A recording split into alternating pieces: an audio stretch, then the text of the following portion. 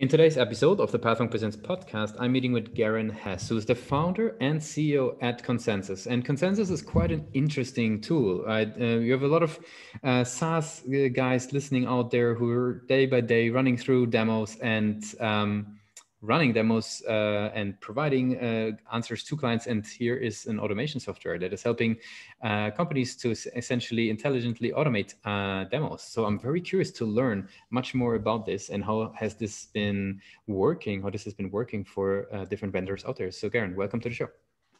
Thank you, Lucas. It's great to be on the show. Awesome. So, I gave a little insight, but you're probably much better than me to give an overview. What is Consensus all about? Well, Consensus is what we call intelligent demo automation software that helps you scale pre-sales. Now, sometimes people don't know what pre-sales means. So pre-sales are sales engineering or sales engineers. So we're helping to scale the pre-sales function. Sometimes people think of demos as the presentation that salespeople give you, but we're talking about scaling the technical demonstration. And the way that this works is your sales engineering team builds a library of reusable demos, reusable interactive video demos, you might say, that sales ends up sending out on demand. And then what happens behind the scenes is that Consensus automatically personalizes the experience to each stakeholder's unique interests and then tracks engagement, bringing prospects to the live demo environment or the live demo meeting better educated. And at that point, they're ready to talk specifics. So on the pre-sale side, the ultimate benefit is it reduces unqualified demos to near zero, because demo qualification is a big challenge among the sales engineering community. And it can also double the sales engineering productivity without increasing resources. So there's kind of this productivity side. And the ultimate sales or business benefit is it reduces the lag time for customers so that the customer experience is better from the time they request a demo to when they get one, because they can get it immediately. And then it also shortens the sales cycle by as much as 68%. So that's kind of it in a nutshell. That makes a whole lot of sense for somebody who hasn't sort of seen a product like this, maybe a very high level, without going into detail too much. Like what type of experience would somebody get who is receiving a Consensus powered demo? I'm glad you mentioned the word experience. One of our recent customers at Infor calls it a digital demo experience rather than an automated demo. And I like that terminology, a digital demo experience, because a lot of organizations are trying to use video for different aspects. They might put videos of demos on YouTube or share a recording of a WebEx or something. But what happens when you launch a Consensus interactive video demo is that it asks you a series of questions to branch you to the right information and also determine what's very important, somewhat important, and not important to you. So rather than just being a passive observer like some technologies do, it's actually ends up being prescriptive based on the questions, the way they respond to these questions. It then prescribes certain content, both product video demo content as well as documents that may be pertinent to what they're most interested in. So one of the things that's interesting and unique about the experience, apart from the personalization, is that it not only personalizes the path and serves up what the system thinks is most important to them up front, but it also adjusts the depth of the content so that if they're only somewhat interested, they don't get quite as deep a treatment in that as if they're very interested in it, right? So that you spend more time engaging in the things that are really important to you and less time on the things that are not. And so it ends up being this really personalized experience for every stakeholder that engages. Very cool. I mean, I think it's very, very visually you explained, or visually imaginable. You explained what is going on. You mentioned sales engineers are basically empowered through this tool. But who's bringing in the tool into the companies? Is those, a bottom up, like sales engineers discover it and bring it in, or is that, does it come from the sales org? Like how does it typically work? Interestingly, it almost always comes from the sales engineering team. So the sales engineering team is really struggling in most organizations to keep up with the demand for demos. Sales is pulling on them, and some recent research suggests that up to 50% of their demos are unqualified. So they spend all this time doing these demos. And by demos, I mean, a lot of times they're pulled into early stage demos that are just what they call harbor cruise demos or general standard demos. And they don't really require the expertise of these highly technical, experienced sales engineers to be effective. And some organizations are even trying to delegate these demos to sales. Hey, let's get some PowerPoint decks, some screenshots or different things to try to figure this out. So, so sales engineers are trying to not only figure out how can we be more productive, how do we do less of these repetitive early stage demos and more of what we do best, the solution consulting, but both sales engineering and sales are trying to figure out how do we address all the different stakeholders that come into the conversation, right? You get early stage stakeholders and then more and more, and you have to do demo after demo after demo to try to engage every stakeholder. And how do you do that effectively? So even though sales typically gets quite involved in using the consensus platform to engage the buying group, it's really initiated by the sales engineering team. Now, sometimes the sales team they're struggling because they don't get the response. They say, hey, sales engineering team, our prospect needs a demo. And they're like, oh, that'll be 4 weeks from now because our calendar is slammed. Well, sometimes the sales team will try to figure this out on their own and they'll go find this solution. But usually in those cases, they introduce us to the sales engineering team. But right now, most of our new customers are coming in directly through sales engineering. Interesting. We had a lot of sales related tools on the platform here at PathMonk, and I feel it's the first time that somebody actually thinks about the sales engineers rather than just exactly. Yeah, I mean, it's a huge overlooked piece in the go-to-market chain or the buying experience, right? There's so many tools for marketing automation, marketing lead qualification, and all kinds of things. There's so many sales enablement tools. Hundreds of billions of dollars in venture capital poured into both marketing automation and sales enablement. But you could argue that in a lot of ways, all of these miss the point to some extent. If you're going to take $1 and invest it into the sales and marketing kind of go-to-market approach, you could argue that the best place to put it is in sales engineering because every sales engineer on average services 4 account executives. So if you can make even an incremental improvement on every sales engineer's effectiveness or efficiency, it's going to have a ripple effect through the entire process. Super interesting.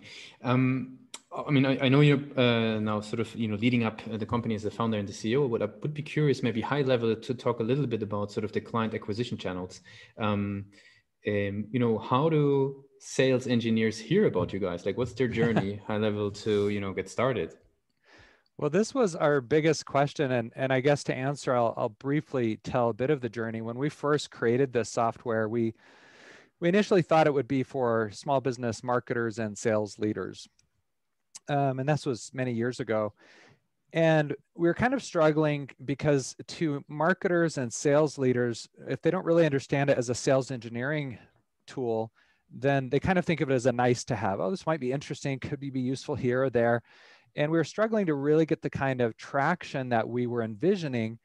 And we had a team from Oracle a few years ago, a sales engineering team found us and they started implementing it. We were thinking, wow, these guys are really different. They use it in a different way. Everything's working better. They get bigger value and they see it as a mission critical tool. This was probably 4 years ago. So we started evaluating maybe we should just focus on this particular part of the market. And literally we had the ladder leaning against the wrong wall, right? You hear this proverbial, you can climb up the ladder fast, but if it's on the wrong wall, then it doesn't really matter. And we were climbing up really fast this ladder on the wrong wall. Well, when we narrowed the focus to sales engineering and really chose to focus exclusively on them, it made a huge difference. So that's the first thing. But as we started to do that, we asked ourselves, how do we find sales engineers? Like, you can't go by a list like you can of, say, marketing leaders or sales leaders. No one has a list of sales or pre-sales, we'll call them pre-sales leaders. So this presented a problem. And so we started looking at SEO, for example. Well, what are they searching for? And this was about 2.5 years ago. We said, we saw this SEO term, sales engineering salary. We're like, oh, well, maybe we should learn what the salary is since that's one of the top search terms. Let's see what people are finding. Well, it turns out there was no information on the internet about sales engineering salaries at that time. And so this moment in time changed the whole way we approached this market, because we said, well, what if we were the ones to come up with the salary information? So we went out and decided to do primary research, and we did a really large survey, and we came out with the very first sales engineering compensation and workload report. And so our whole approach up to this point has been, let's build premium content that only sales engineering leaders care about, and attract them to this content rather than trying other ways, partly of a necessity because we couldn't find other ways to do it. So we did that, and we had over 6,000 downloads of that. We did a few months later, we launched the first sales engineering conference, the worldwide conference, and this was right after the COVID lockdown started. We had planned to do an in-person conference last fall, but instead we decided to move it up, and we did a virtual conference in May of last year for the first time. And we had this goal, let's see if we can get 500 people to register. Right? We don't know what to expect. And we ended up having 3,000 people register. And we were really shocked, right? So we do that. And then the other channel we do some outreach in LinkedIn, because you can go out and search. Even in LinkedIn, one of the big challenges is sales engineering leaders, sales engineering and pre-sales, they have so many different titles. They could be solution architects, solution consultants, sales engineers, pre-sales. Literally, there are over 40 different titles that people use for this industry. So it's a big challenge to find them in that way. But I'd say in a nutshell, the thing that's been successful for us is premium or highly valuable content that is tailored specifically to the leaders as an audience, and then trying to attract them to that. Quick follow-up on this might be a bit of a long shot, but I'm curious because you doubled down on that sales engineering and salary keyword. Like, what made you convinced enough that this is worth enough to do that? Was the volume so high, or did you just find nobody else writing any content? Like, what was the thought process that said, that makes sense? That made us want to do the primary research on it. Because it's quite a time investment, I would say. It was a huge, and we just published the 2021 report. It's a huge investment of time. But I guess one of the thoughts, just before I dive into the specific answer, is, how much time and energy do you spend in other ways of trying to get leads, right? I mean, it's also a huge investment of time and energy and resources. So what convinced us, one, is it was a pretty high search term. Two, we couldn't find a industry report on sales engineering out there. And none of even the analyst firms like Gartner, Forrester had practically zero information on sales engineering. And so we thought, well, why don't we just throw our hat in the ring and see what happens. I also was quite impressed years ago when InsideSales.com, which is now called Zant, they came out with some primary research, I want to say back in 2014 or so. Their specialty at the time was BDR cadences.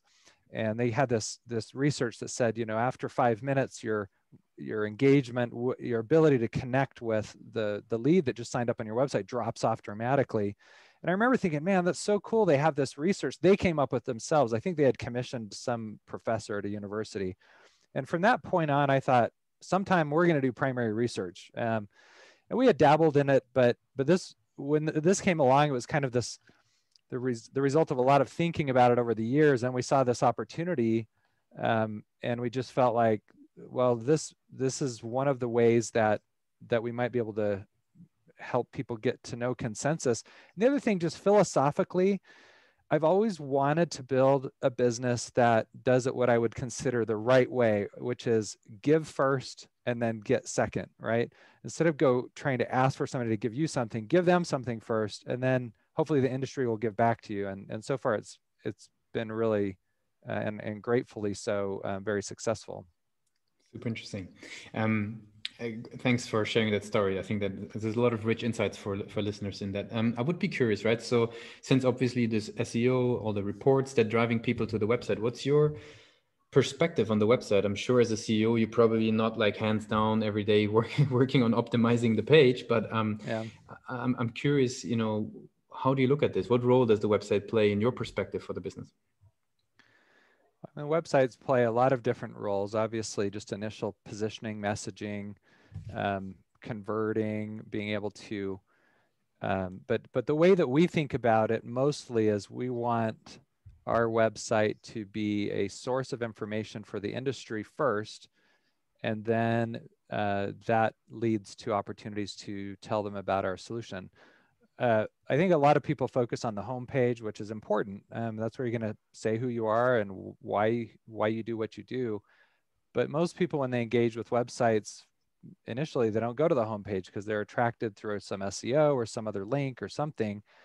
And so, I think mostly about the website as being a resource. In fact, we've been talking a lot about how do we have so much content that we produce right now, between the conference and the recordings from our webinar series and the reports and ebooks and all this stuff. We're trying to figure out how do we organize it in a way that's easily searchable and so on. So I don't know, there's a lot you could say about purpose of websites, but I think because of the way we try to approach the market, we want it to become this easy to use portal to highly useful information. And oh, by the way, if you haven't heard about what we do, here's what we do. Because as soon as we can capture their information, then we can nurture them. And it turns out our nurturing works really well, and they turn into leads. And we have a very predictable kind of customer or buyer journey from that point to the close. Very cool. Super interesting. I want to switch gears a little bit and learn about you a little bit, right? As a leader in the business. The first thing that I want to know is somebody like yourself, how do you keep on educating yourself? Like, there's so much content out there on how to run SaaS companies, on how to be a fantastic leader, on how to be a CEO, and how to be all of those things. How do you filter? Like, what's the platforms that you spend your time or, trust in enough to actually, take the time to engage with that? It's a really good question, and I probably don't do as much as I should in that area. I used to read leadership books voraciously, and I actually think it was damaging, which ironically, this may be not something that people say very often, but sometimes you just get so many opinions from different people that your mind is filled with other people's opinions. I had this business coach a few years ago, Sharon Ruwart, which I'll mention her, just give her a call out there because she's really fantastic. And she was listening to me say, she'd ask me these questions about leadership. And I'd say, well, this book says this, and this person thinks that. And she said, what do you think? And I just realized all I had been saying was what other people think about leadership. She says, what book would you write about leadership if you were going to write a book on leadership? And I was like, at the time I had no idea. And now I think I know what I would write if I were going to write it. And by the way, it would be about the fact that leadership is about accomplishing the mission, and that's pretty much all that matters. And how you do it is really a far and away second consideration.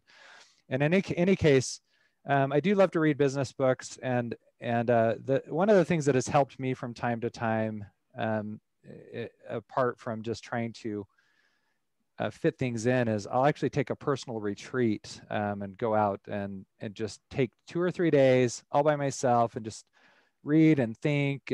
Sometimes I'll read win-loss reports from our customers or prospects and kind of combine all that together into just getting my head screwed on straight. So I don't know if that's what you're looking for, but those are a few thoughts about that. No, I think it's actually a fantastic answer, because you can obviously load more and more content in, but if you don't reflect, if you don't take the time to actually sort it synthesize out, it, makes a lot of sense. I want to wrap it up with our rapid fire questions. Are you ready for those? Let's go for it. What's the last book yet you read? Last book I read is called A Failure of Nerve. It is a leadership book. It's the only leadership book I've read in the last 4 years. What's the one single thing that your company is focused on the most at the moment? Focused on hiring and growth. We're growing quickly, so growing sales and client success teams. Just a lot of hiring and execution at the moment. Mm-hmm.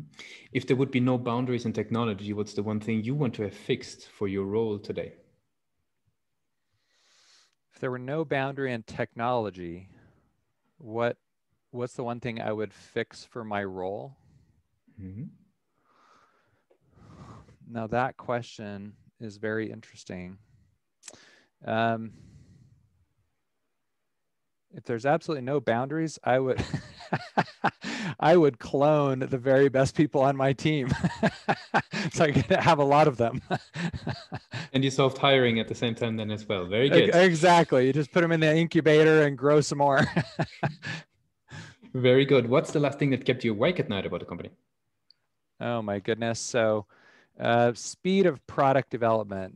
We bring on lots of enterprise customers. We do a really good job by them, but they have a lot of demands, and I never feel like we're moving fast enough. And the very last question would be, if today would be your very first day working on Consensus, right? I don't know how you started, if in a garage or in a small office somewhere. What's the one advice that you would give yourself? The one piece of advice I would give is, so I started out with the right approach, which was nail it, then scale it, right? Get right kind of validation. The problem is I didn't nail it early on through all the way through the renewal, because we had annual contracts, and we had some false positives. So we were able to grow the sales side really quickly. And then we got a lot of churn out the back end. This is when we were focused on small business marketers.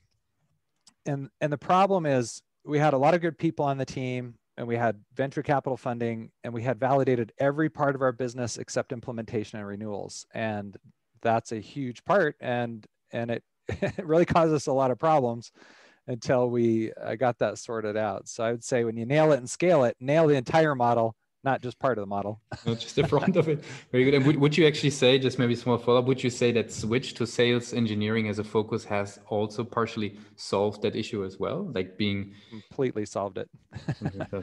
Yeah, so we have net negative churn now, or net positive retention. So we're in a place we've been trying to chase for a long time.